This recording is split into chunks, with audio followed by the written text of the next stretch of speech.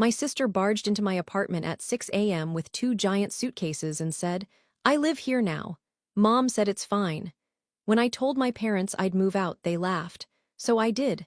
I emptied the place. Months later, everything crashed down on them. If motherhood gives you anything, it's on your radar. Not the fun kind that helps you find lost toys. The animal kind. Something in this room is wrong. That feeling hit me the moment my husband, Robert, and I walked into his parents' dining room that night. His mother, Ruth, gave me a tight smile. His father, Gerald, gave me no smile at all. And his younger sister, Jenna, sat there with the look of a cat who had eaten something it shouldn't, and I couldn't wait to brag about it. Our daughter, Mia, 7 years old and sweet enough to break your heart, slipped into the seat beside me. She swung her legs and hummed under her breath, oblivious to the storm gathering around her. The room was too quiet, too ready. We barely made it through the salad. Then Ruth cleared her throat. The kind of throat clear that means someone is about to drop a bomb disguised as family conversation. "Jenna," she said, "you wanted to share something with us." "Share?" My stomach dropped. Jenna pushed her chair back and stood up slowly, dramatically. Because of course she did. She pointed at me like a prosecutor in a courtroom she built in her head. "You," she announced, voices trembling with excitement, "are a cheater." I blinked. I honestly thought maybe she meant at board games or that weird family diet challenge I keep refusing to join. But no, she meant actual cheating. Before I could process that level of delusion, Jenna turned to my daughter, Mia, and said, "You're not really ours. Robert isn't your dad. The world dropped out from under us." Mia froze, her little face drained of color. She looked at Robert, then at me, then back at Robert. "Daddy," she whispered, barely audible. "What? What does she mean?" My heart cracked so violently, I swear I heard it. And then, because apparently cruelty is a group sport, Gerald added, "Flat and cold. Sweetie, we're not really your grandparents." I felt Mia flinch like she'd been slapped. I reached for her immediately, pulled her out of her chair, held her against my chest. I didn't shout, didn't argue, didn't give them a show. I stood up, took her hand, and walked her toward the hallway. Behind me, I heard Jenna drop something on the table with a triumphant smack. As we turned, my eyes caught a glimpse of an envelope on the table, thick, official-looking, the kind that comes from clinics or labs. I didn't stop or touch it, but I saw the way Robert's expression tightened when he looked at it, like he already knew exactly what it was and exactly what it meant. I kept walking, but my ears strained for Robert's voice. Inside the dining room, the shouting started. "Ruth, we did you a favor. Jenna, it's a paternity test. Open it. Gerald, go on, see for yourself. She played you for a fool." Mia trembled in my arms, and then Robert's voice, calm, controlled, dangerously steady. "This," he said, "is the last time we will ever visit you." Silence. Sharp, shocked silence. Ruth sputtered, What do you mean?" "You should be angry at her, not us," Jenna screeched. "We told you the truth." Robert didn't raise his voice, but every word hit like steel. "I can't believe you did a DNA test behind my back." A beat. "I can't believe you said this in front of a child." Another beat. "You're right about one thing." I held my breath. "You're not her grandparents anymore." Someone gasped. "And I'm not your son anymore." Chairs scraped. Someone cursed. Someone tried to talk over him. And then Robert said the line that turned the whole night inside out. "Yes, I know she isn't biologically mine." The room went dead still. I have always known. I closed my eyes, holding Mia tighter. And my wife never cheated on me. More silence, stunned, choking silence, the kind his family had never experienced in their lives. Then Robert's footsteps approached, slow and heavy. He appeared in the hallway, eyes on our daughter first, then on me. "Let's go," he said quietly. We left without another word. No dramatic exit, no anger, just a clean, permanent cut. As we walked into the cold night air, Mia clinging to me, Robert's hand on my back, I felt the ground shift under us, like the universe had finally snapped a tension wire that had been tightening for years. What happened that night didn't start at that dinner table, not even close. To understand how we got here, you have to know what happened long before this night. If you'd told me years ago that my in-laws would someday accuse me of cheating using a secret DNA test, I wouldn't have laughed. I would have sighed and said, "Yeah, that tracks." Because the truth is, nothing with Robert's family ever happened suddenly. The red flags didn't explode. They whispered slowly, persistently. Until one day you realize you've spent years pretending things were normal when they were anything but When I first met Robert, he was 21, sweet in a quiet way, and had that earnest, slightly overwhelmed look of someone who tried very hard to be good at everything. I fell for him embarrassingly fast. Meeting his family felt like sitting at a table where everyone else had already chosen sides. His mother, Ruth, gave interrogation-level small talk. His father, Gerald, did the thing where every sentence started with, "Well, actually," and his younger sister, Jenna, was around 10 at the time, but already fluent in superiority. The very first dinner, Ruth leaned in and asked, "So, what exactly are your intentions with our Robert?" Our Robert, like he was a family heirloom I was sneaking out of the display cabinet. She didn't stop there. She kept weaving in subtle jabs like a mosquito invisibly dive-bombing. "Oh, Robert is such a generous boy. I'm sure he paid for your meal. Girls your age can be expensive." Mind you, I had bought the groceries for that dinner, but when people are looking for a villain, they'll script the story themselves. Jenna, even as a middle schooler, took notes like an intern training for hostility. "Why do you let him buy you things?" she'd ask. "He bought me a $2 plastic keychain," I said once. "That adds up," she said, dead serious. Meanwhile, the actual financial foundation of the family was Robert. He'd put himself through community college with no help from Ruth and Gerald, then went straight into working full-time. And from the moment he got his first paycheck, his parents treated his income like it was part of their monthly budget. He called it helping. I called it mandatory tithing to the church of emotional guilt. Still, we got married. We were happy. We built our own routines, our own little world, and the bi-weekly dinners with his parents became something I tolerated the way you tolerate dentist cleanings. Necessary, mildly painful, survivable. Then we started trying for a baby. Trying turned into tracking. Tracking turned into timing. Timing turned into 2 years of nothing. And then came the doctor's office, the too quiet room, the pause before the results, the soft voice delivering a hard truth. Robert would never have biological children, not low chance, not maybe someday. 0. My husband held my hand, squeezed once and whispered, "Okay." And he meant it. But that okay lived in the back of my ribs for months. We talked for hours, days, weeks. It came down to 3 choices. Stay child-free, adopt, use a sperm donor. In the end, we chose the donor, not because it was easy. Nothing about it was, but because it gave us the chance to build the family we wanted without waiting years in an adoption system held together with paperwork and prayers. So, we made the decision, quietly, privately. Then we made another. We wouldn't tell Robert's family, not because we were ashamed, but because we knew. We knew they would use it like ammunition. Weaponize it, whisper about it, turn it into a hierarchy of real versus not real. And the idea of Ruth or Gerald looking at our child and seeing something less than was unbearable. Then our daughter Mia was born, and oh, she was perfect. She looked like me. A lot like me, which made sense, of course. But even then, Ruth couldn't help herself. "She doesn't have any of Robert's features," she'd say, squinting. Funny that," Gerald once asked, half joking. "Sure, she's yours, Robbie." It took every molecule of self-control in Robert's body to stay calm. But the worst was Jenna, because she was old enough to know better and still chose cruelty. "You guys spoil her," she'd say. Meanwhile, we bought her a bubble wand for $3. But in Jenna's mind, any dollar spent on Mia was a dollar stolen from her Royal College fund. And speaking of that, when Jenna graduated high school, she announced she was attending an expensive private university. Not community college, not something modest, a school with a tuition bill that looked like a surgical procedure.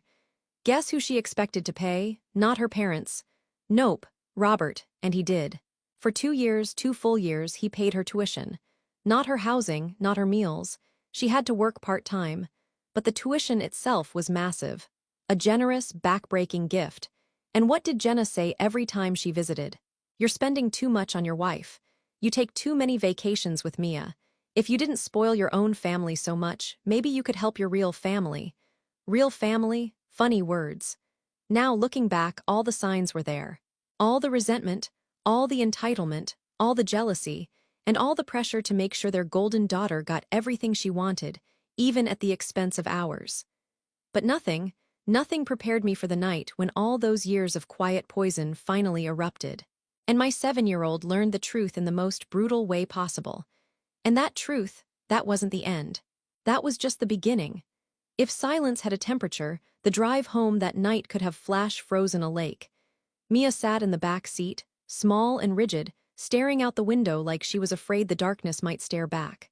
Robert gripped the steering wheel with both hands, knuckles white.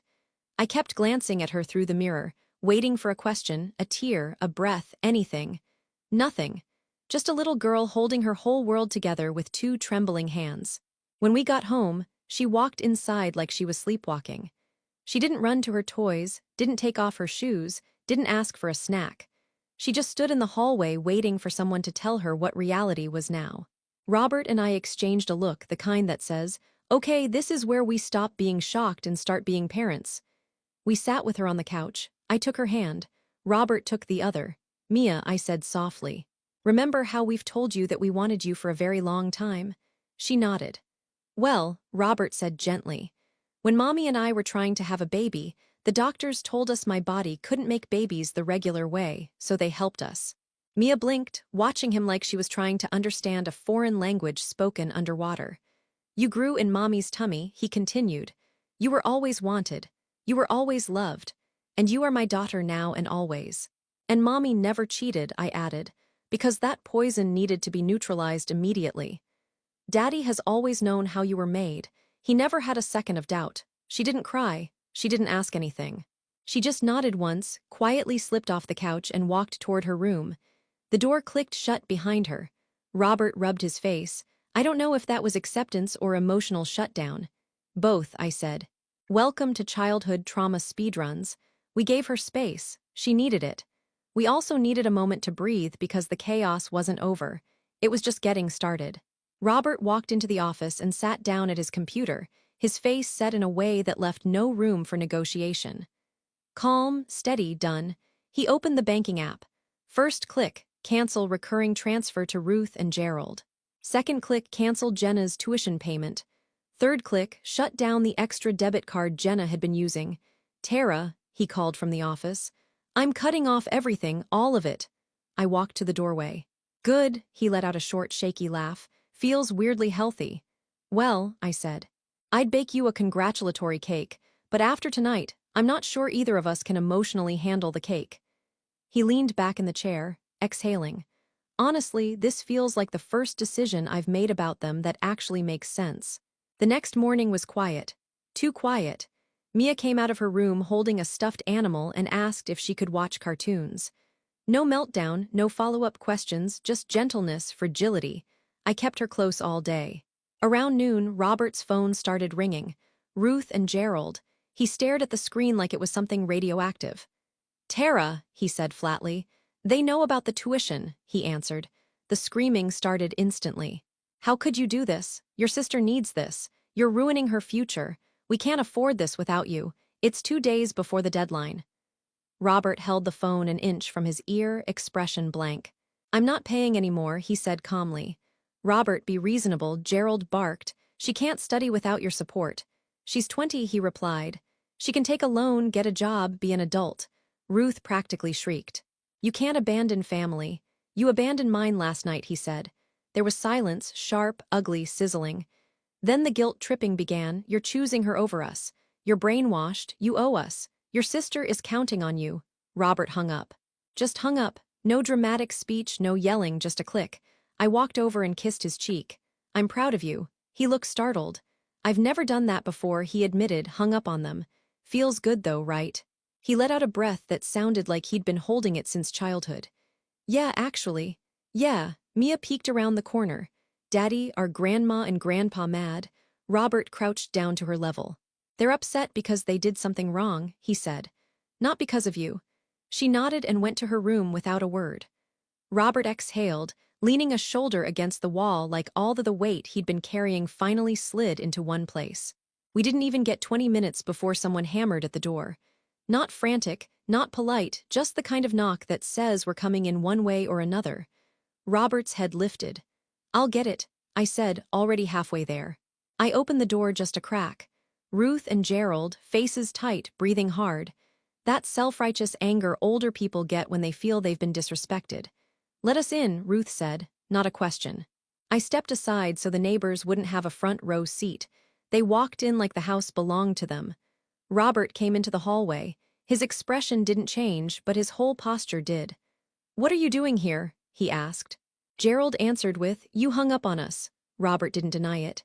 "Yes." Ruth's eyebrows shot up. "That's how you speak to your parents now. That's how I speak to anyone who crosses a line," he said. Ruth folded her arms. "We want an explanation immediately." Robert nodded once. "Fine, I canceled the tuition payments. I'm not paying anymore." Gerald blinked. "You what? You heard me. You can't do that." Ruth snapped. "She needs that money. She's 20. Robert said plenty of adults figure it out. "That's easy for you to say," Gerald said. "You already had help when you were young." "From who?" Robert asked. "Because it wasn't either of you." Ruth inhaled sharply. "Don't be dramatic. We supported you in our own ways. You criticized Tara every chance you got." Robert said, "You treated her like she was stealing from me when she was paying half our bills. You treated Mia like a guest. And now this." Ruth's lips thinned. "Jenna made a mistake. I stepped closer. She told my daughter she wasn't family. She didn't mean it," Ruth insisted. "She spoke without thinking." "And you backed her," Robert said. Gerald shook his head. "You're overreacting. You're letting emotions cloud your judgment." "Emotions?" Robert echoed. "My daughter cried herself to sleep because of what you said." Ruth stiffened. "We didn't say anything cruel. We simply told the truth." "You told a 7-year-old that she wasn't really part of her family," I said. "You think that's not cruel?" Gerald took a step forward. "Well, maybe if you hadn't lied about stopping." Robert's voice turned low. "Say what you want to say." Gerald swallowed, then said it plainly. "You should have told us." Ruth added, "We had a right to know that she isn't our granddaughter biologically." My breath stuck in my throat. That was the sentence that cracked the house open because behind us at the edge of the hallway, a small voice whispered, "Daddy." Mia stood there, bare feet, wet hair, face pale. Her eyes flicked between all of us. They said, "I'm not their granddaughter." Cold brew. Vendor retraining initiative day phase 1 lead Jessica Hartman Northbeam Consulting my fonts my her whole body shakes. Ruth took a step toward her. "Sweetheart, you misunderstood." "We didn't mean don't," Robert said. His tone was level, not raised, but final. He walked toward us, putting a protective hand on Mia's back while she shook against me. Then he turned to his parents. "You need to leave." Ruth blinked. "Robert, listen. I'm done listening." Gerald's voice tightened. "We came here to fix this." "No," Robert said. "You came here to justify yourselves." Ruth frowned. "This is not how a son speaks to his parents." Robert didn't move. "This is how a father protects his child." The sentence hung in the air like a closing door. Ruth's eyes flashed with insult. "You would throw away your own family over a misunderstanding." "You are the ones who threw us away," Robert said. "The moment you made Mia believe she didn't belong." Gerald shook his head, stunned that he was losing control of the narrative. "If we walk out that door, you won't be coming back." Robert finished. He opened the front door, holding it with steady hands. "Please go." Ruth stared at him for a long few seconds, disbelief written across her face, but Robert didn't look away. Eventually, she stepped past him. Gerald followed. They walked to the car without another word. Robert shut the door, locked it, checked it twice. When he turned around, the anger in him was gone, replaced with something quieter and far heavier. He took Mia gently from my arms and held her against him, her small fist still gripping his shirt. "It's okay," he whispered. "You're okay." She cried until her breath slowed, until the tension melted out of her little body, until the only sound in the house was her soft sniffing. Robert didn't let go. He didn't say anything else. He didn't need to. Some choices explained themselves. Later, after she finally fell asleep, we stood in the doorway watching her breathe. Robert took my hand.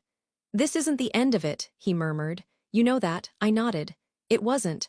The week that followed was quieter than I expected.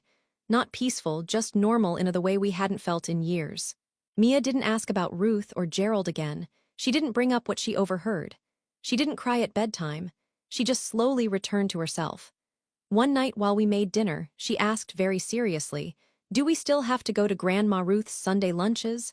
Robert froze with the spatula midair. I held my breath, then she added, "Because I don't want to pretend to like her meatloaf anymore. It tastes like old socks." I choked on my drink. Robert actually laughed. A small, tired laugh, but real. "No," he told her. "No more Sunday lunches." "Good," she said, already moving on. "Do we have tacos instead?" Just like that, the weight shifted. In the evenings, she colored at the dining table while Robert caught up on work, and I finished my own tasks. Sometimes she'd wander over, lean against him, and ask what he was typing with those tiny, suspicious frown kids. Sometimes she'd crawl into my lap and show me drawings of our little family, just the three of us, standing under a crooked sun. She didn't draw Ruth and Gerald in any of them, and I didn't ask why. A quiet week passed, not peaceful, just steady, like we were all learning to breathe again. Then on Saturday morning, just as Robert and I were getting Mia's shoes on for a library trip, there was a knock at the door. Not loud, not aggressive, just a soft, hesitant knock. Robert and I looked at each other. We both knew exactly who it was before we even opened the door. Jenna, standing alone on the porch, holding a small box wrapped in bakery twine. Her eyes were red, her shoulders round, and for the first time in her life she looked unsure of her place in the world. "Tara," she said, voice thin. "Can I talk to you both?" Robert stepped beside me, his jaw tightened automatically. He was polite, but only in the way you're polite to a stranger holding a suspicious package. Jenna swallowed hard. "I came to apologize." She held out the cake like an offering to the gods. Her hands were shaking. "I really didn't know." She said if I had known the truth, I would never have said those things and not in front of Mia. "That was horrible. I'm so sorry." Her voice cracked on sorry, and for a moment I saw the frightened teenager underneath all the entitlement. Robert nodded once. "Nothing warm, nothing soft, just acknowledgement. We accept your apology," he said. Jenna looked relieved, then panicked, then relieved again. She glanced behind us. "Is Mia here? I want to say it to her, too." "No," I said, "and she doesn't need any more confusion right now." Jenna nodded quickly. "Right. Of course, that makes sense." A long silence stretched out. The kind people fill with fake small talk, but Jenna didn't reach for small talk. She reached for the real reason she came. "I also wanted to ask," she began, eyes darting everywhere except at us, "if you could still pay my tuition." There it was. Robert didn't react, not even a blink. Jenna kept going, words spilling out like she was trying to outrun her own desperation. "I can't afford it. Not even close. And if I don't pay, they'll drop me from the semester. I don't know what to do." She took a shaky breath. "Could you maybe just loan it to me?" "I swear I'll pay it back when I graduate or when I get a job or no," Robert said. The word landed like a hammer. Jenna blinked, stunned. "No, no," he repeated. "I'm not paying anymore." She swallowed hard. "Okay, I get it. After everything that happened, it's complicated, but maybe just this semester just to get me through the transition." "No," her face twisted. "Please," she whispered, "I can't drop out, you don't understand. No one else can help me." "I understand perfectly," Robert said. "You're an adult. Adults figure things out." She looked like she'd been slapped. "I didn't mean to hurt anyone," she said quietly. "I didn't know. That's the problem." Robert cut in. "You didn't know, you didn't ask. You didn't care how it would affect a 7-year-old hearing those words." Jenna's mouth trembled. Tears burned at the edges of her eyes. "I said I was sorry," she whispered. "And we accepted your apology," I said. "But an apology isn't a coupon," she winced. "I can't believe you'd let me fail," she said softly. "After everything." "After everything," Robert repeated. "After everything I paid. After years of helping. After everything my daughter went through. Yes, after everything." Another tear slipped down her cheek. "Is there anything I can do?" she whispered. "No," Robert said. Her shoulders collapsed inward. She looked for the first time in her life, small, really small. She turned to leave. Hand on the doorknob, she paused and said almost inaudibly, "I never thought you'd choose her over us." Robert stared at her like she'd spoken Martian. "She's my daughter," he said. "There was never a choice." Jenna nodded once, sharp, defeated, and walked into the cold. Robert closed the door, locked it, then leaned against it, letting out a long, exhausted breath. I walked over and pressed my forehead against his. "We did the right thing," I said. He nodded, eyes closed. "I know, I just didn't expect it to feel like this." "Like what?" "Like I finally grew up." 6 months later. Life is simple in a way it hasn't been in years. We've stayed no contact. No more shouting matches, no guilt trips, no sudden demands for money, just calm. Robert's paycheck stays with us now, every dollar. And Mia, she's happier than I've ever seen her. Light, confident, completely unbothered by the people who once made she feel small. Meanwhile, word gets around. Ruth and Gerald had to take out emergency loans after Jenna missed the chance to apply for student loans. Then another loan when that wasn't enough. They even refinanced their house to cover her tuition. Now they're buried in debt, and Jenna is exhausted working extra hours just to keep up. The same people who treated us like we owed them the world. They're the ones sinking. And us, we're finally free.